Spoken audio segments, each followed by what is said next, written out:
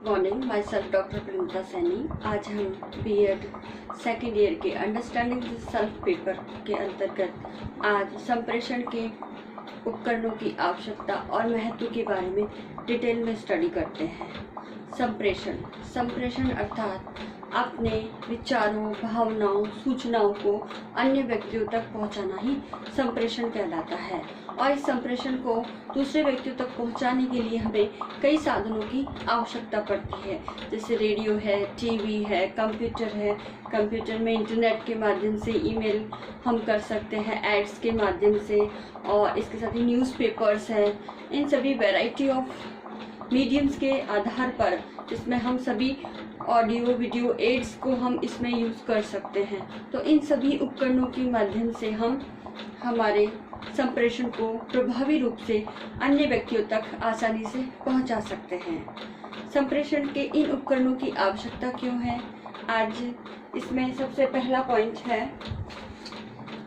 कि ज्ञान का सरलीकरण करने हेतु संप्रेषण के उपकरणों की आवश्यकता है, क्योंकि ज्ञान के अंतर्गत हम जब शिक्षण अधिगम प्रक्रिया में एक परंपरागत शिक्षण के दौरान शिक्षक जब शिक्षण कराता है तो उसमें कई कठिनाइयों का सामना करना पड़ता है। कभी कभी शिक्षक की भाषा भी बोधगम्य नहीं होती, और साथ ही शब्दों के संदर्भ में एक शब्द के कई अर्थ भी होते हैं और बालक उसे किस परिप्रेक्ष्य में ले रहा है। तो इस प्रकार ज्ञान की कठिनाइयों का सरलीकरण करने हेतु संप्रेषण के उपकरणों की आवश्यकता है। दूसरा है विशेष आवश्यकता वाले बालकों हेतु। हमारे भारत में ही नहीं बल्कि विश्व में भी विशेष आवश्यकता वाले बालक, जिन्हें हम विकलांग, जो कि मूक बधिर, पैरों से, हाथों से, या जिन्हें दिखाई नहीं देता या सुनाई नहीं देता, इस प्रकार की ये विशेष आवश्यकता वाले बालकों के लिए संप्रेषण के उपकरण अति आवश्यक है। आज उनकी सुनने और देखने से संबंधित जो भी कमी है, उन कमियों को दूर करके इन उपकरणों ने ज्ञान को प्रदान करने के लिए अनेक ऐसे साधनों का आविष्कार किया है, जैसे जिन्हें दिखाई नहीं देता उनके लिए ब्रेल लिपि के उपकरणों को इस प्रकार से कंटेंट की नॉलेज दी जाती है ताकि वे आसानी से समझ सके। और आज ऐसे व्यक्ति जॉब भी कर रहे हैं। विशेष आवश्यकता वाले जितने भी विद्यालय या कॉलेजेस हैं, उनमें टीचर्स भी बने हुए हैं। इसी प्रकार जिनको हियरिंग या सुनाई नहीं देने वाली प्रॉब्लम है, उनके लिए विशेष साइन सिंबल के माध्यम से शिक्षण प्रदान करने का कार्य किया जा रहा। तो ये शिक्षण कार्य के वीडियोस बना करके इन संप्रेषण के उपकरणों के माध्यम से हम दूरस्थ स्थानों पर इस प्रकार के विशेष आवश्यकता वाले बालकों को भी शिक्षण करा सकते हैं।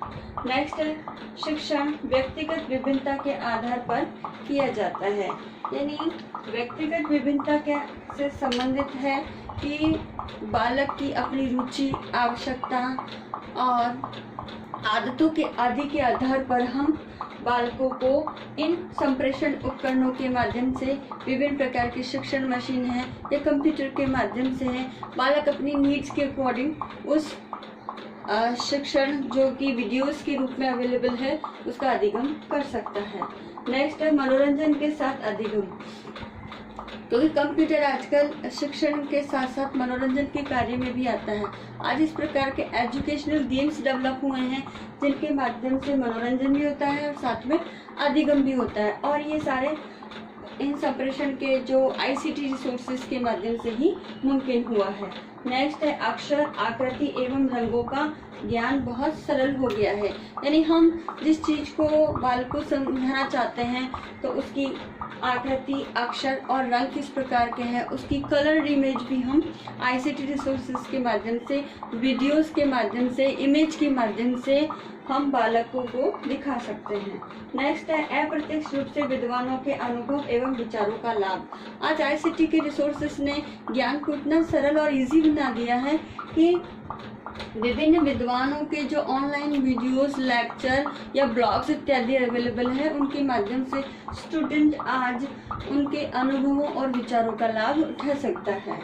नेक्स्ट ज्ञान सरल एवं बोधगम्य शिक्षण, क्योंकि ज्ञान को सरलीकरण करना ही आईसीटी रिसोर्सेज का मेन ऑब्जेक्टिव होता है, क्योंकि इन्हें डेवलप भी इसलिए किया गया है ताकि बालक सरल से सरल तरीके से, यानी बालक अपने स्तर के आधार पर, चाहे वो सामान्य बालक हो या औसत बालक या बिल्कुल निम्न स्तर का या प्रतिभाशाली बालक, किसी भी स्तर के बालक हो, उन बालकों को ज्ञान सरल रूप में प्रोवाइड किया जाता है। साथ ही इस प्रकार से कंटेंट एनालिसिस करके बालकों को एक एक पद को प्रस्तुत किया जाता है, जिससे बोधगम्य शिक्षण बालकों को हो सके और इस बोधगम्यता से ही बालकों के व्यवहार में वांछित परिवर्तन ला सके। नेक्स्ट है परंपरागत शिक्षण की कमियों को दूर करना।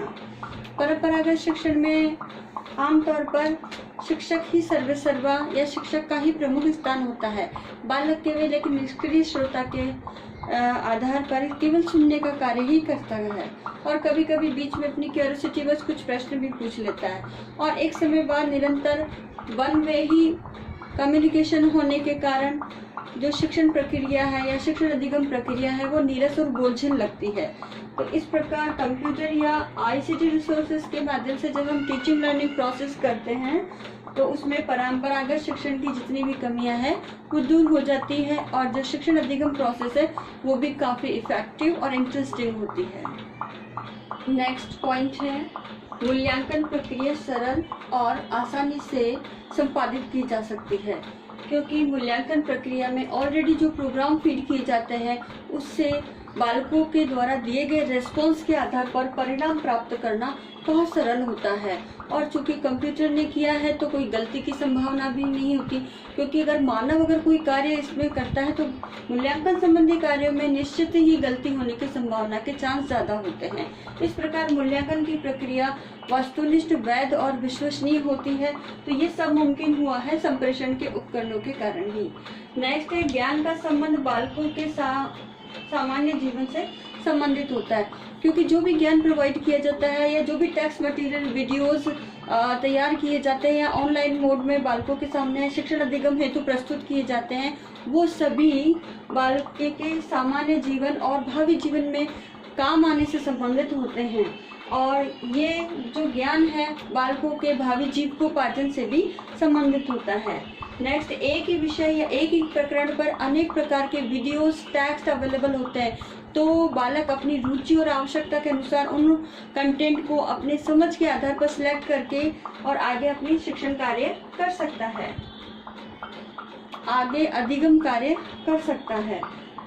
और कंप्यूटर के माध्यम से आज इंटरनेट की फैसिलिटी अवेलेबल हुई है और इंटरनेट एक ऐसा है जो ज्ञान का एक भंडार है, जहां देश के ही नहीं विदेशों से के भी जो विद्वान वर्ग है, शिक्षाविद हैं, उनके वीडियोस अपलोड हो रखे हैं और बालक अपनी नॉलेज को अपडेट करने के लिए, जीके का आदि का यूज़ करने के लिए भी आईसीटी रिसोर्सेज का यूज़ कर सकता है।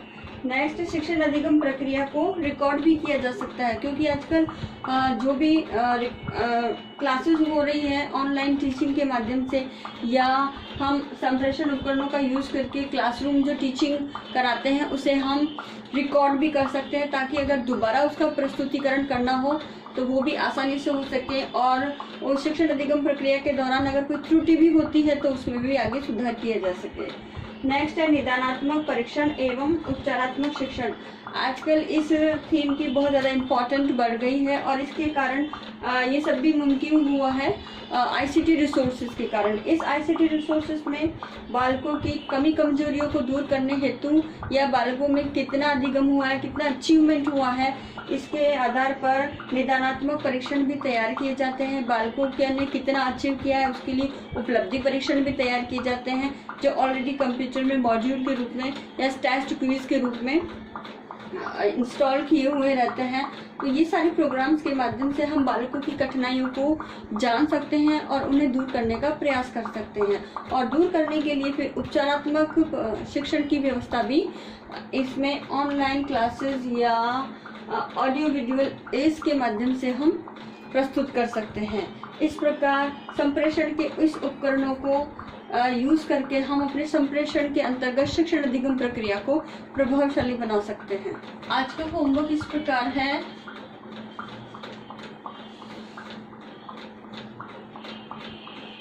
शिक्षण अधिगम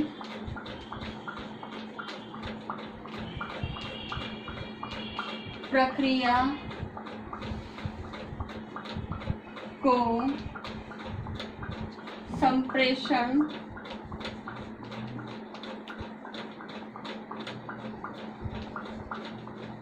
उपकरणों के आधार पर किस प्रकार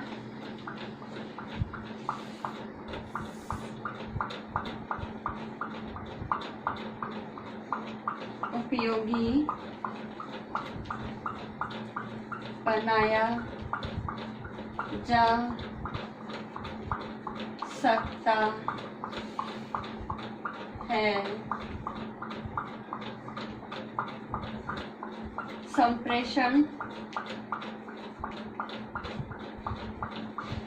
उपकरणों की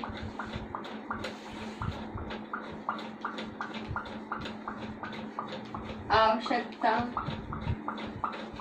भी बताएं। आपको इसका उत्तर 250 शब्दों में देना है कि जो संप्रेषण के उपकरण है वो किस प्रकार से टीचिंग लर्निंग प्रोसेस में उपयोगी है और उनकी क्या नीड्स है, इसका आपको उत्तर 250 शब्दों में देना है। आई होप कम्युनिकेशन से रिलेटेड ये लास्ट वीडियो है, ये आपके लिए उपयोगी होगा। Thank you. आप लोगों के लिए आवश्यक सूचना है, अभी कोरोना महामारी के चलते आप सभी अपने घर में रहिए और सुरक्षित रहिए।